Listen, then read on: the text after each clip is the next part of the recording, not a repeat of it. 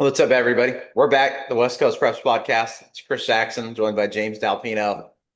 A beautiful Thursday in Northern California. Finally, no rain, right? It felt like it was raining pretty hard the last few days. We wasn't really able to get any baseball or softball games in anywhere in this region when they were supposed to. So hopefully they can get those in these next couple of days before that onslaught comes back in. But that doesn't mean we don't have great basketball stuff to talk about, right?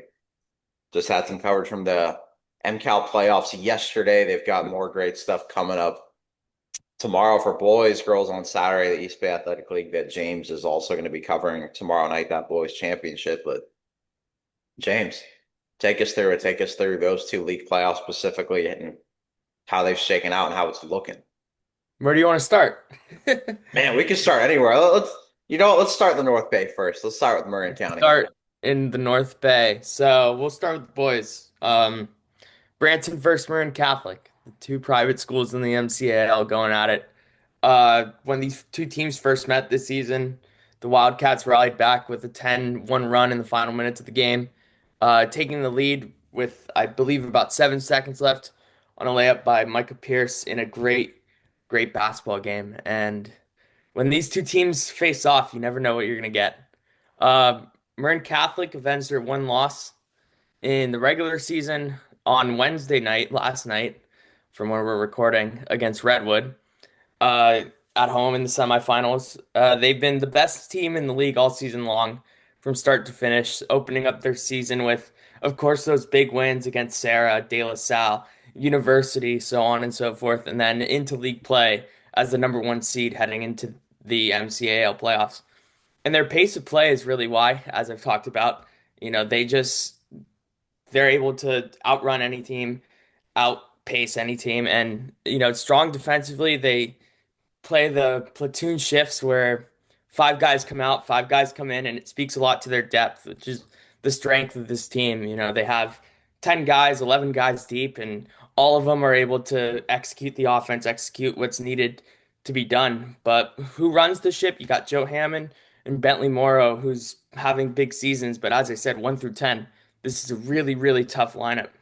And then, of course, with Branson, they're in their fourth straight MCAL title game, which is just shows how dominant of a program they are out in Marin County. And they are looking for their third title in 4 years. They lost last year to Redwood, where TT Carr had an unbelievable championship game. I was out at that one, but kind of, they have the best player in the league, and that always helps. The best player on the floor is going to be NJ Gray, the junior star, and he's just been unbelievable since the postseason calendar flipped over. He went for 40 in their opening round game against Tam, and then scored 37 in a big, well, it's the playoffs. Every win is a big win, but in a statement win against Archie Williams, and he's just been unbelievable. He's a bona fide star, holds 12 offers, and he's made a big leap this season. Last year he was a big driver. He was able to get to the basket, but this year he's expanded on his outside shot, which has made him a really more well-rounded scorer. And Redwood is, I believe, the MCAL championship is the best environment in any Bay Area sporting event because it's at Redwood. You get the student sections sitting behind the basket, and it's just a pack house. And this is a prime time matchup that I don't know who's gonna win. I mean, Marin Catholic, as I said, has been the best team all year, but Branson's got the best guy on the court, and I think that counts for a lot. When schools need to, right, open up new gyms, whenever there's bonds passed for new gyms or let's say new schools pop up, I know a lot of them are popping up in the Sac Joaquin section, the Valley specifically. Set up your gym like Redwoods. There's just nothing like a big game there, right? You mentioned it when it's a league championship, just a packed student section on one end, all wearing the same stuff. The other end, it's the same thing, right? And they're loud, and And I mean, they're the standings freaking are loud. high, so I mean, they can pack it. and those stands are filled like an hour before tip off too, right? Yeah. You would see it. I remember when Jace Butler and Dimitri Carr were warming up before one of them, and the Redwood student section's already filled up, and they're just getting shots up. I don't know, 30 or 40 minutes before tip, right? Just got their headphones on, getting shots up, and that place is already filled up, right? They got Redwood jerseys on the student section, everything, right? There's nothing like it. Marin Catholic, who we've highlighted, is having a great season. They do that 8 seconds or less kind of D'Antoni basketball. Yep, It's working they a just go. crazy, yeah, crazy game last night that Jack Loader covered over there, right? Jack Loader and at KNBR, but still freelancing a bit. Covered a crazy one where there was a coaching ejection from Redwood in that game too. That just a wild battle. Checked it all out. But Yep. I mean, James, before I get to the E-ball, how do you think this game is going to shake out Friday night in Redwood's gym? As I just said, it's going to be hard to call because Marin Catholic, I think, is the deeper team. And I think that if they can control the pace and control their style of play, it's going to be tough to beat them. But I think having the best player on the court is always one of the most important aspects in one of these championship games. And NJ Gray's been the best guy, in this playoffs. He's the most highly recruited player in the MCAL region. So if if I had to say, I would probably go with Marin Catholic and say that their depth is going to be the difference maker on Friday night. But I think it's going to be a close game that comes down to the wire. Where, let's say Marin Catholic wins this game, where could they be seated in the North Coast section? Because everything looks like right now they're an open division team, especially if they win tomorrow night. But where would they shake up in that open division kind of picture now? Yeah, if they win, I would say that they are the 4 or 5 seed, if I had to pinpoint it. I think that Salesian, of course, is going to be your one. I think Clayton Valley is going to be your two. And then De La Salle, I mean, we'll talk about the E-ball game here in a little bit, but if De La Salle wins, I think that they're going to be the three, and Marin Catholic would follow them right at the four. And I'm pulling it up all right now too. Shout out Gus Morris. Oh, he does an County. unbelievable job with Oh, I it. mean, this stuff is unbelievable. Right now, how Yes. the open division looked as of Monday was Salesian at the one, Clayton Valley the two, Dalo the three, Murrow Catholic the four, Marin Catholic the five, and University at the six spot there.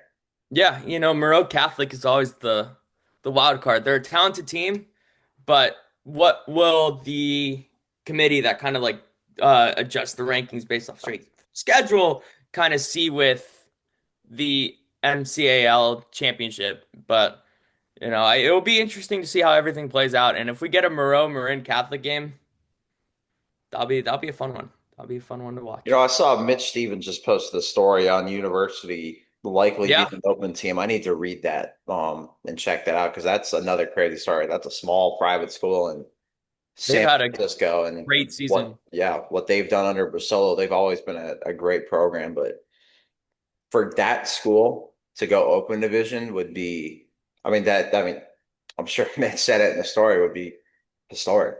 I mean, Yeah, something that's, I mean, unprecedented, really, right? Because that you make schools like that, they're not supposed to be open division teams. But when you've got that culture and that coach like Basolo and the wins that they've stacked, they always play some tough non-league games too. I think you saw them at the Bambauer. They always go there too. But that's going to be an intriguing race, right? I know we've got Salesian at the one, but after that, I think there's a lot of crazy things that can happen too. And a lot hinges on the E-ball final now too. De La Salle in the does. E-ball championship. Doherty Valley won a absolutely crazy game over Amador to make that championship game. It'll be De La Doherty tomorrow night. James will be there. I will. I'm I mean, excited for that one. yeah, James, what can you say about this game and the paths that Zayla and Doherty have taken? I mean, wow. Like, we get a rematch of last year's tournament championship game. I know it's completely different teams, but that would be fun with going back at it.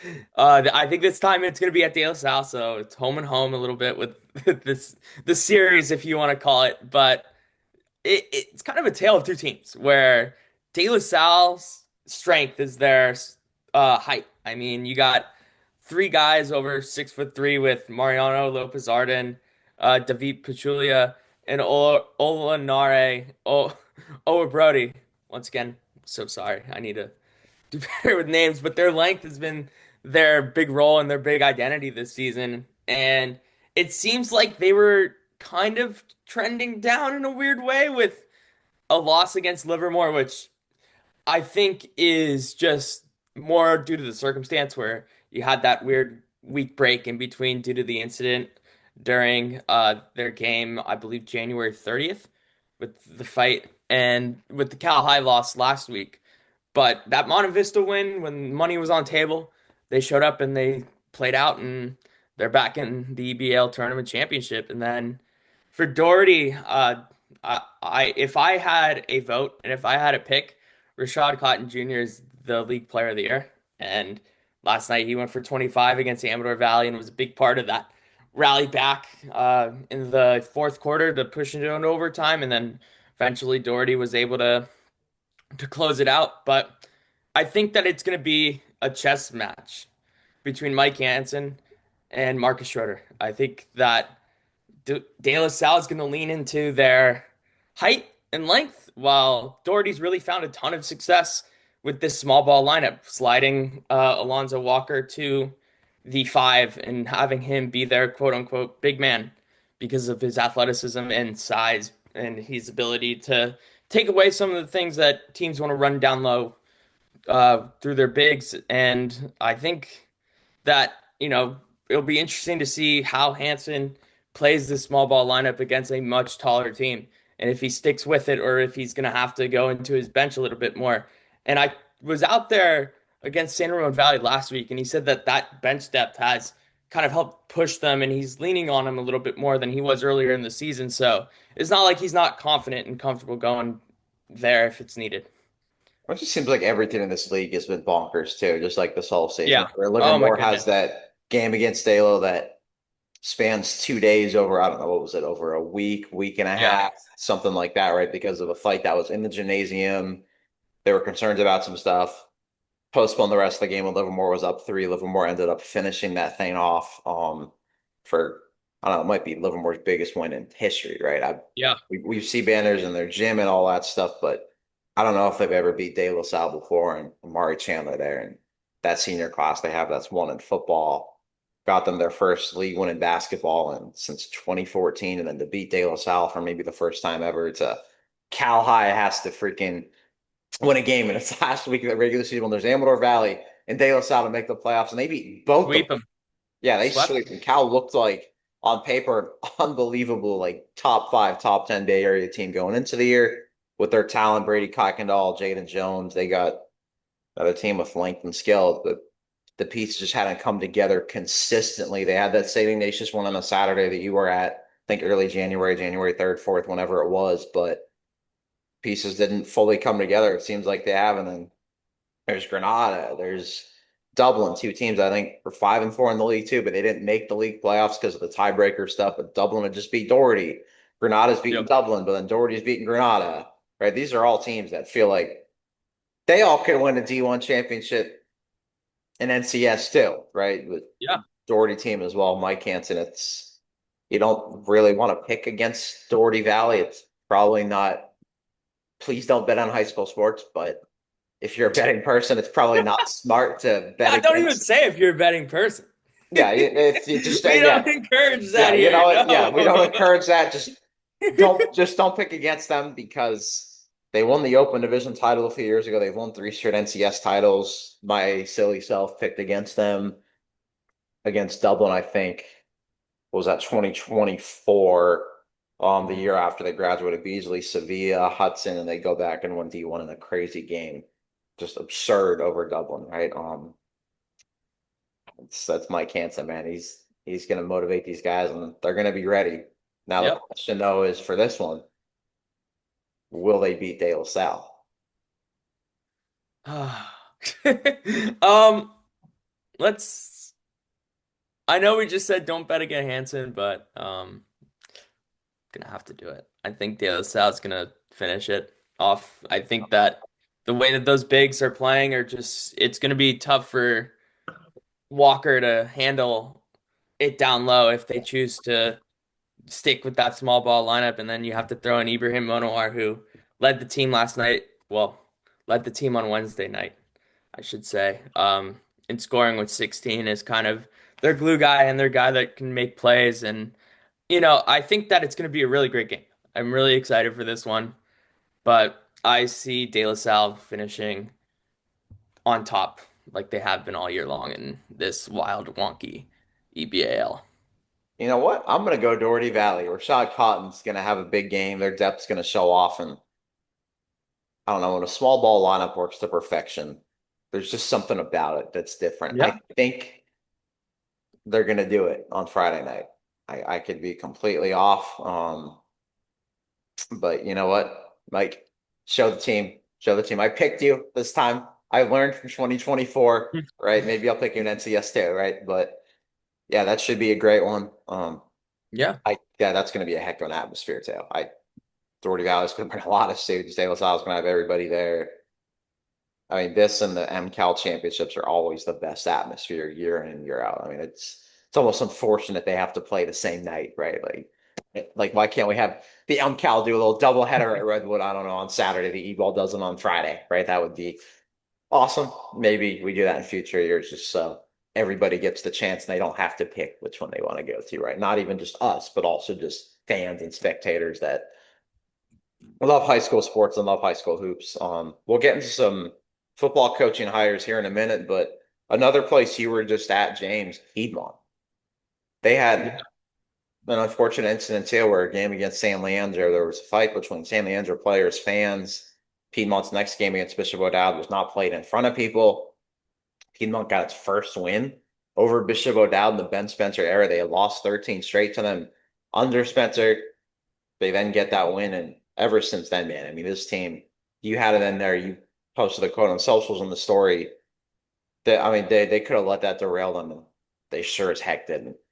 Yeah, I mean, it's special what's going on over there. A situation like that where police is involved, you have to close your doors for one game due to the investigation, due to the incident, and it's just, they've they've managed to weather it and really kind of rally around it and make it not define their season, but just keep going up. And I spoke with Piedmont's athletic director, and the investigation has concluded. As I wrote in the story, fans are back in.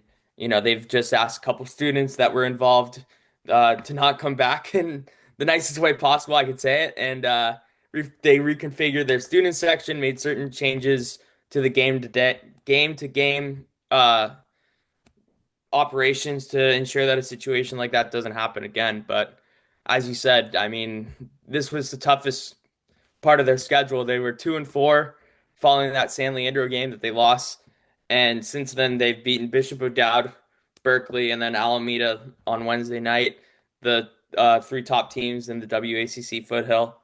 And it's a lot of it's their senior class. I mean, they have 9 seniors, a lot of guys with a ton of experience, played in some big games, and you know they kind of have led this group and kind of led the rally. And I was talking to Ben Spencer, and he sat down with them.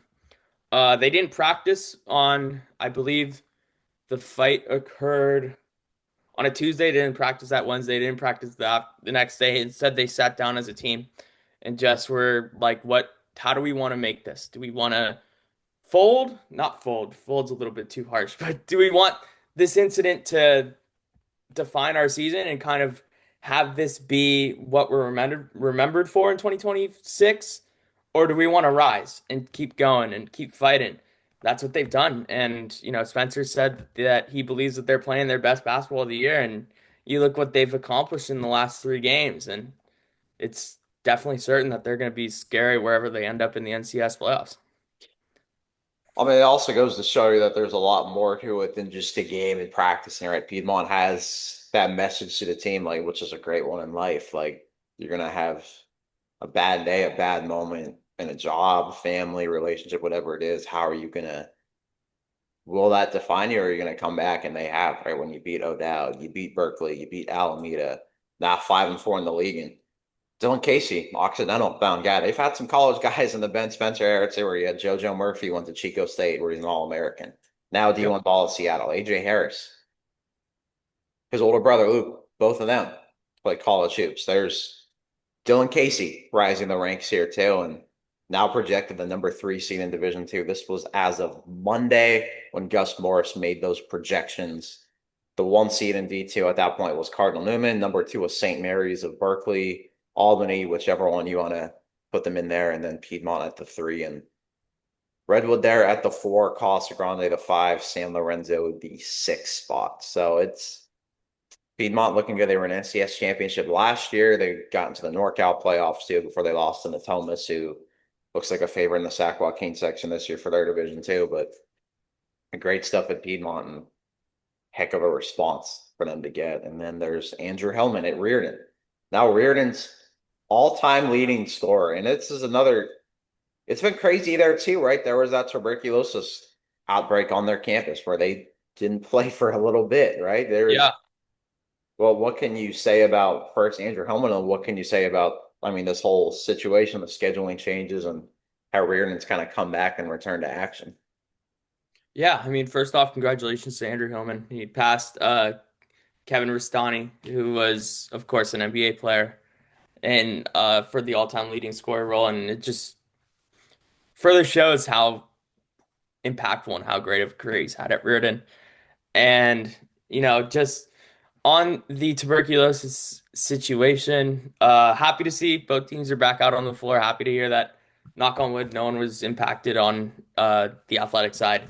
But I think that, in situations like that, you have to make that decision because you just can't risk anyone getting sick or anyone, um, you know, falling ill and falling victim to what was a really tough situation, especially with how Reardon is, having dorms, having everyone kind of close together. So, with that out of the way, happy basketball is back. Reardon, the girls team played on Friday against St. Francis, and they're back in full swing. The boys team, they were kind of thrown into the fire. Their first game back with Mitty, who's right there in the CCS and WCAL, but they handled business. I beat them, I believe, 64 to 48. I don't have that score in front of me right now, but they beat them by double digits and kind of just picked up right where they left off, and they have two more games this week. Last night they beat Sacred Heart Cathedral, so they're kind of compacting their schedule, which you have to do with making up games. But I mean, this is still one of the top teams in Northern California. This is still the the favorite in the CCS Open, and you can go for so on and so forth about Reardon this season. They're going to be a tough team to beat, and they're definitely a competitor once again when it's all said and done in the NorCal Open. And elsewhere, that same league, but football has had some coaching changes, right? We just saw what a first-year head coach did at St. Ignatius with Jawan Lawson. Freaking Yeah, at one point, I think they were 1-5. They end up winning the state title, and there's some new hires across that league. Valley Christian's got Dante Perez from Kings Academy, where he was there the last 4 years. 2 league titles, coach of the year there twice. He was a legendary player at Valley Christian, won the national title at North Dakota State. I think he broke records at Foothill College too. That looks like a big hire replacing Mike Machado. But then a guy that you spoke to that we're going to get into more is Darius Bell. oh yeah, Sarah assistant administrator there. Now in the city at Sacred Heart Cathedral. He's a guy that began his high school career in Marin County, ended up transferring to Archbishop Reardon. You mentioned the story, a great one. He wanted to slay the dragon. And now he's yeah, got a chance to slay the dragon at Sacred Heart Cathedral because there's just a new dragon that was born at Reardon. Sarah's been a dragon. St. Ignatius is a state champion, and SHC now got its leader. And I don't know, I think is claimed of a higher as there's been in this cycle in Northern California. I don't think any coach got more praise for it, more congratulations publicly than him. And that usually says a lot right there too. When there's a hire like that, and coaches from the college ranks to just the entire West Coast are congratulating you and saying like, I mean, this is the guy. And it probably says everything you need to know.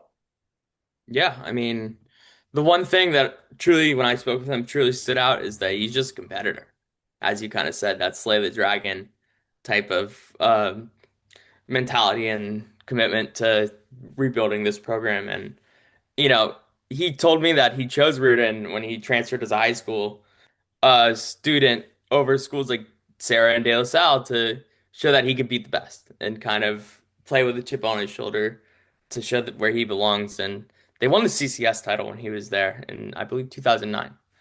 And, he's just excited to get into this program and to, Sacred Heart Cathedral is one of the most historic schools in the city, and he's a San Francisco kid. So this is a great opportunity for him to get his hands on a team with a lot of talent. Excuse me, and kind of rebuild this program up. And one thing that he really spoke on was whew, was rebuilding the culture and being different.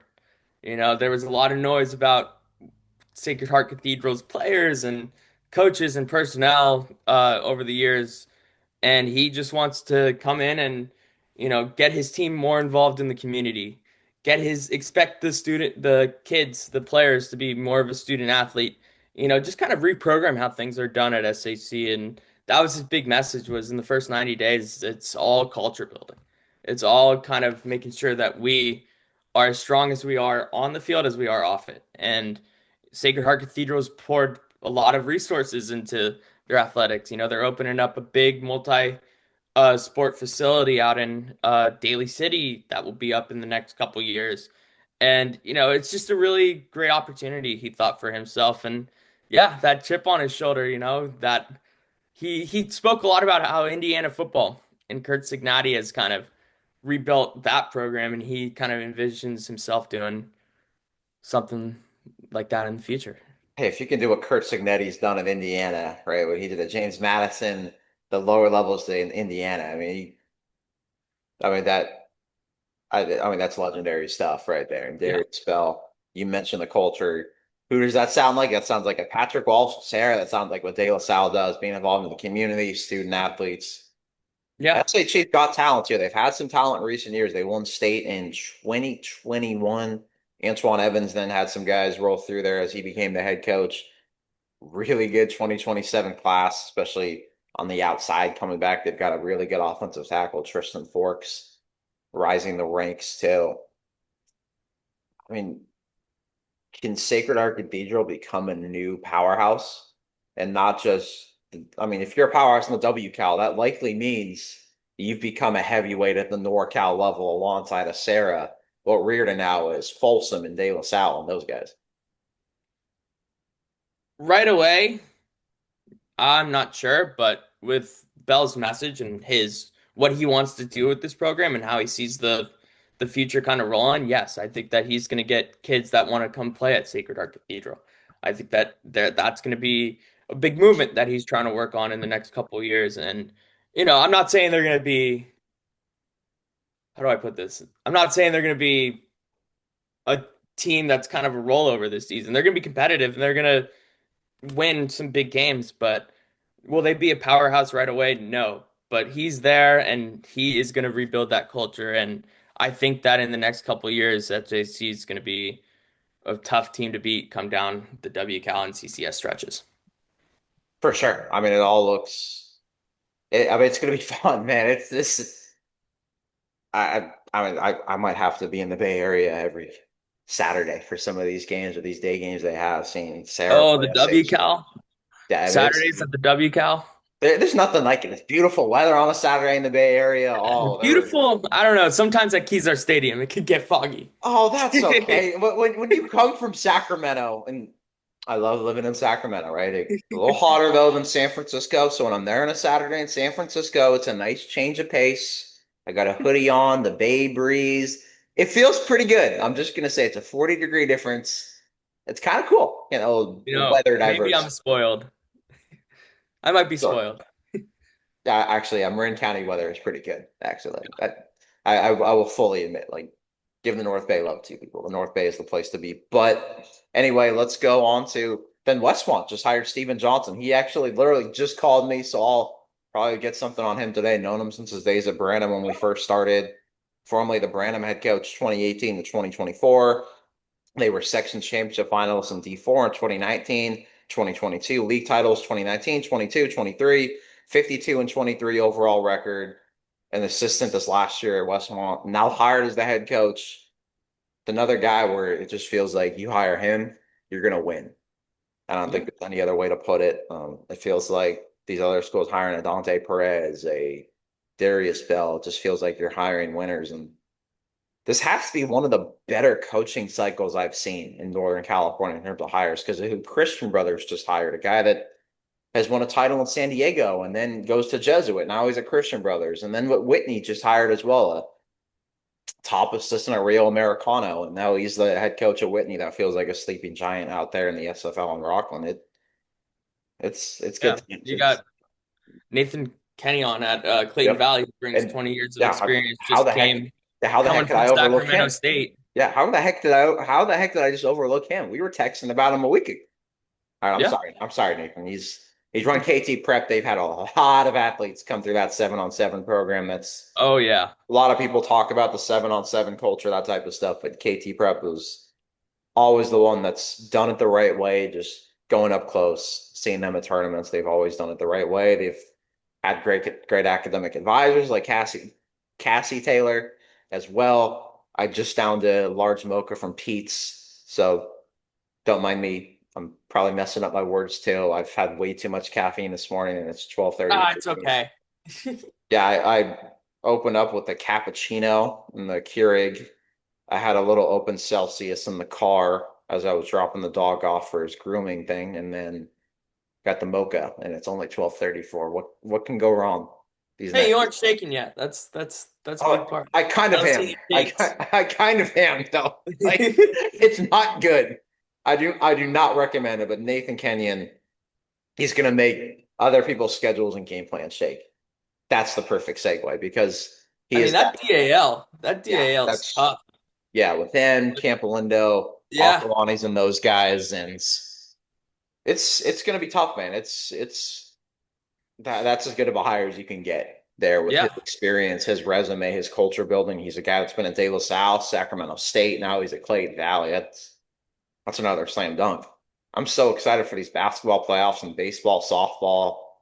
Then I mean, sign me up for football. Let's skip summertime. I don't need summertime. I don't want a vacation now at this point. Screw that. Let's go straight to football after that. It feels that good, but yeah, I mean, James, as always, man, thanks for coming on. James is the best. Follow his work. WestCoastPreps.com. We've got a yearly subscription thing too as well. $20 off that through the end of this weekend. Sign up for that. Follow James, Shariah, Silas, Sean for all their great coverage from the Bay Area to Fresno to Sacramento to Los Angeles. Everything's heating up, and it's crazy to think baseball and softball is going on now. It's wild. yeah. It's sunny. Softball rankings came out last week. I'll have baseball rankings preseason It's out hey, tomorrow. it's a loaded year, especially in softball in NorCal. I think there's 3 or 4 NorCal teams ranked in the top 50 nationally, with Del Yeah, Oro, Oak Ridge, Destiny Christian, and St. Francis too as well. I mean, those. I'm just trying to envision Division 1 playoffs for that right now, and I might just like camp out for these games for how good it's going to be too, right? But it's going to be yeah. fun, man. And these basketball playoffs will be great. We'll all be at Golden One next month for state, which Ooh, is always the best time. We'll see our guys at Cal High. We'll see Mitch. We'll see the Merc, all those guys. But check everything out, everybody, and have a great rest of your Thursdays.